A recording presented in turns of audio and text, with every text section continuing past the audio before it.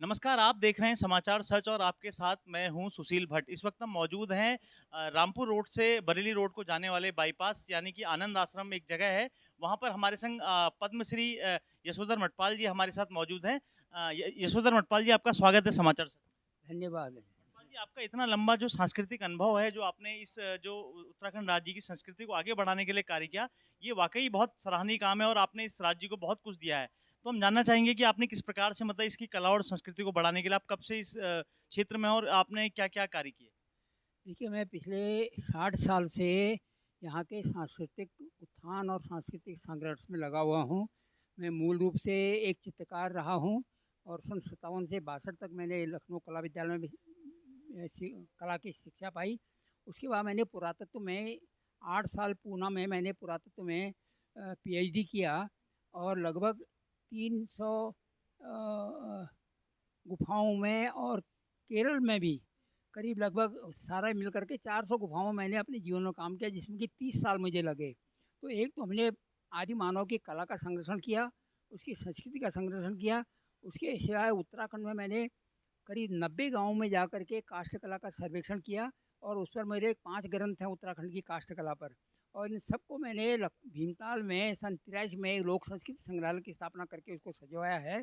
और जहाँ ये सारी चीज़ें आपको मिल जाएंगी, गुफा कला की दीर्घा है, ललित कला की दीर्घा है, संग्रहालय है और उत्तराखंड की सारी सांस्कृतिक संपदा वहाँ विद्यमान है। तो मैं चाहता हूँ कि आप आकर के देखें और उसमें आपको पता चल जाएगा कि मैंने इस क्षेत्र में कितना काम किया है। सर, आप उस गुफा में भी गए हैं जहाँ आदिमानव रहा करता था, तो किस प्रकार से आप ये सब कर लेते हैं और कितना आपको बहुत बड़ा अनुभव है इस क्षेत्र का? हाँ, मैं पुरातत्व वेता होने के नाते मेरा मुख्य कार्य से तो विंध्याचल रहा है, क्योंकि विंध्याचल सबसे पुराना हमारा पर्वत है भारत में। और वहाँ हजारों गुफाएं हैं प्रकृति निर्मित, उनमें आदिमानव रहता था। तो उनके तलों की खुदाई करके हमने 12 फीट तक खुदाई करी और हमें 1 लाख साल तक के पुराने पाषाण के उपकरण मिले हैं। इनमें से 600 जो पाषाण के औजार हैं वो हमारे लोक संग्रहालय में आप देख सकते हैं।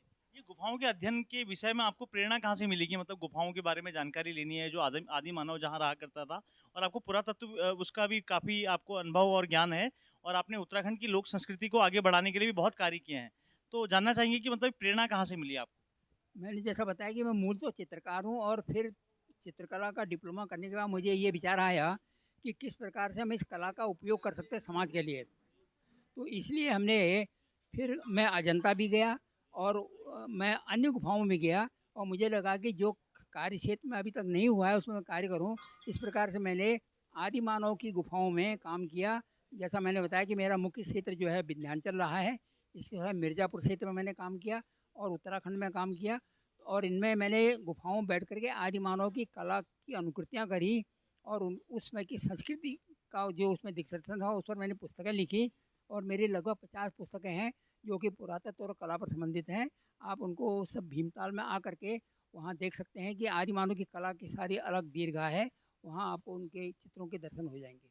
आपका जो ये संग्रहालय है इसको आपने कब बनाया और किस प्रकार से इसका निर्माण किया और वो उसकी क्या विशेषता है जो आपका संग्रहालय?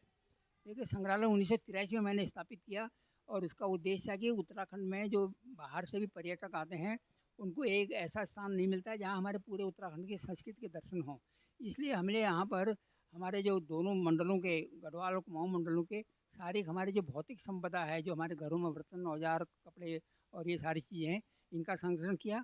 और जो हमारे मेले उत्सव हैं इन पर मैंने खुद चित्र बनाए हैं। मेरे करीब 50 चित्र हैं जो यहाँ की संस्कृति पर हैं। इसके सिवाय हिमालय बड़ा प्राकृतिक सौंदर्य है इसमें। तो मैंने यहाँ के सैकड़ों हज़ारों गुफा वो प्राकृतिक चित्र बनाए हैं जो वहाँ के संग्रहालय में हैं।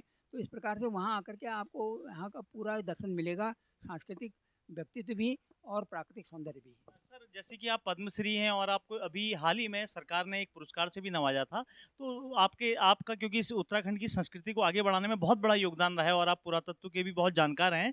तो कहीं न कहीं आपको लगता नहीं कि सरकार ने आपकी उपेक्षा किया, सरकार का वो आपको सहयोग नहीं मिल पाया जिस प्रकार का सहयोग स सरकार को करना चाहिए था? देखिए, अभी हमारे राज्य बने हुए 2 दशक से ज़्यादा हो गए हैं। यहाँ न तो ललित कला अकादमी की स्थापना हुई, न संगीत नाटक अकादमी की स्थापना हुई और किसी प्रकार का भी हमारा ये संस्कृत निदेशालय ज़रूर है, लेकिन यहाँ कला, संस्कृति या जो संगीत की ऐसी कोई विधिवत सरकारी व्यवस्था नहीं है। इसलिए यहाँ पर 2 दशक होने के बाद भी हमारे यहाँ का सांस्कृतिक क्षेत्र में बहुत कम काम हुआ है। धन्यवाद यशोधर मटपाल जी। आप थे डॉक्टर यशोधर मटपाल जी, जो पद्मश्री हैं और 84 वर्ष के हैं, और आप देख सकते हैं कि इन्होंने अपना पूरा जीवन उत्तराखंड राज्य की संस्कृति को आगे बढ़ाने में और पुरातत्व की खोजों में, और यहाँ तक कि आदि मानव किन गुफाओं में रहता है, इन खोजों में लगा दिया। और उसके बाद भी आप राज्य सरकार की उपेक्षा के शिकार हैं। अभी के लिए बस इतना ही। कैमरामैन साहिल राज के साथ मैं सुशील भट्ट, हल्द्वानी।